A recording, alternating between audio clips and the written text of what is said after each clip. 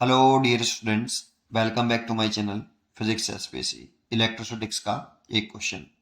A positive point charge q is placed at a distance 2r from the surface of the metallic cell of radius capital R. The electric field at the center of the cell due to induced charge has magnitude। चलिए इस पर ज़्यादा ध्यान दीजिए, induce charge पर। ये जो electric field पूछ रहा है ना सेंटर पर ड्यू टू द सेल, वो ड्यू टू इंड्यूस चार्ज पूछ रहा है, हैज मैग्नीट्यूड।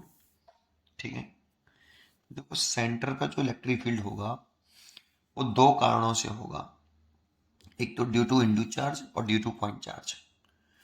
तो ई नेट जो रहेगा, ई नेट सेंटर पर जो नेट इलेक्ट्रिक फील्ड होगा, दो कारणों से है ये नेट इलेक्ट्रिक फील्ड। एक तो E vector due to point charge Q plus E vector due to induced charge.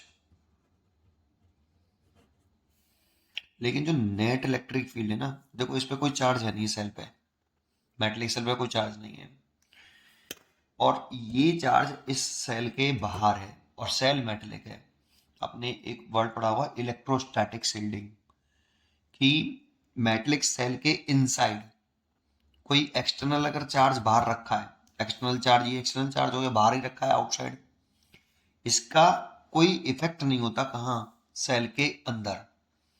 तो सेल के अंदर तो नेट इलेक्ट्रिक फील्ड जीरो रहेगा due to this charge, net electric field zero रहेगा, है ना, मैं ये कह रहा हूं। तो नेट इलेक्ट्रिक फील्ड जीरो।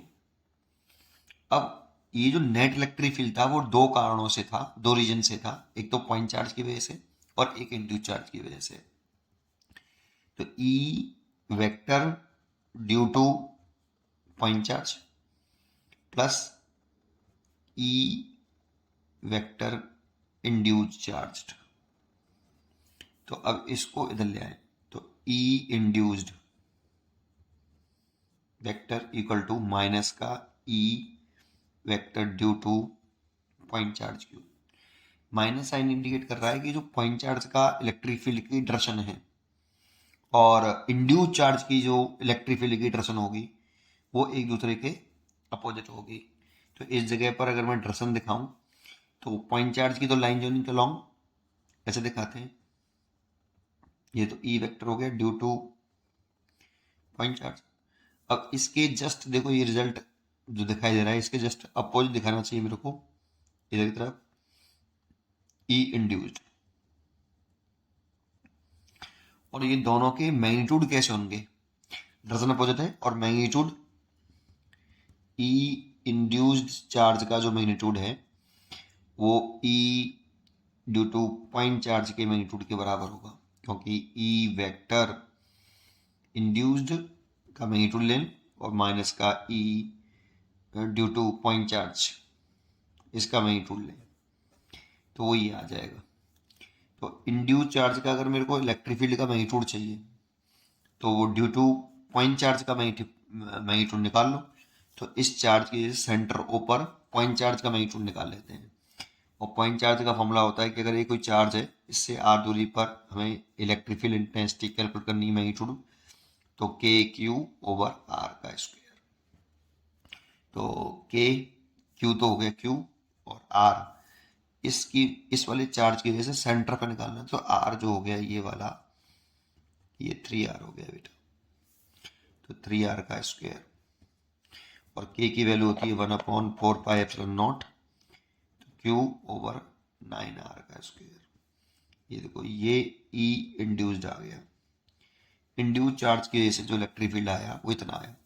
तो यहाँ पे जो हमें सेंटर पे इलेक्ट्रिक फील्ड पूछ रहा था ड्यू टू इंड्यूस चार्ज पूछ रहा था, इसलिए जीरो। अच्छा, इंड्यूस चार्ज की दिखाएं तो देखो ये मेटलिक सेल है, मेटलिक सेल पर जब कोई चार्ज इंड्यूस होता है तो इक्वल एंड अपोजिट होता है। तो इसमें प्लस क्यू है, तो इसके यहाँ पर इस वाले फेस पर यहाँ पर माइनस होगा, क्योंकि ये इस प्लस क्यू में से, इस मेटलिक सेल में से माइनस क्यू को अट्रैक्ट करेगा और प्लस क्यू को रिपेल करेगा, तो ये प्लस क्यू इस तरह से डिस्ट्रीब्यूट होगा कुछ,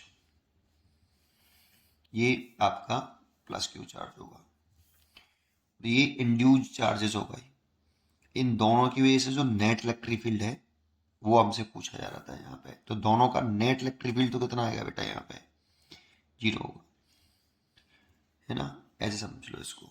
ये मेटलिक सेल भी है। मैं इसको एक बात और बता देता हूँ। वैसे तो ये आउटसाइड चार्ज है, इसका सेल के मेटलिक सेल है तो इलेक्ट्रोस्टैटिक शील्डिंग के अकॉर्डिंग इस पॉइंट चार्ज के की वजह से जो अंदर इलेक्ट्रिक फील्ड का कोई इफेक्ट नहीं आएगा, नेट 0 ही रहेगा, क्योंकि आउटसाइड चार्जेस है। और एक बात हम ये समझ लें कि ये मेटलिक सेल होता है जब ऐसे थोड़ा सा इसको अगर हम क्या ना लें, थिकनेस दिखा दें इसकी ऐसे, तो ये मेटल का है पूरा बेटा। और मेटलिक मटेरियल के इनसाइड, जहाँ मेटलिक मसाला हो, मटेरियल हो, उसके इनसाइड इलेक्ट्रिक फील्ड, जैसे इस वाले पॉइंट पर inside the metallic material E0 everywhere, everywhere. और इस वाले पॉइंट पर अगर इलेक्ट्रिक फील्ड 0 है तो इस जगह पर अगर हम क्या बनाए, एक गॉसियन सरफेस इमेजिन करें मेटलिक सरफेस के इनसाइड, जस्ट ये वाली,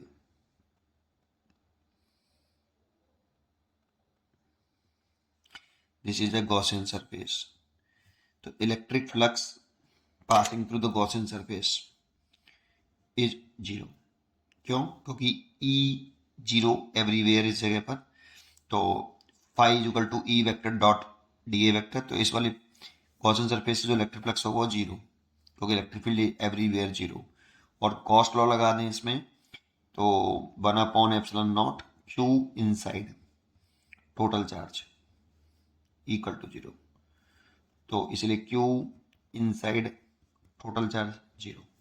तो इसके अंदर Q इनसाइड टोटल चार्ज 0 है, लेकिन इसके अंदर कोई चार्ज रखा नहीं है अलग से। कहाँ रखा? कोई क्वेश्चन में चार्ज अंदर नहीं रखा, है ना।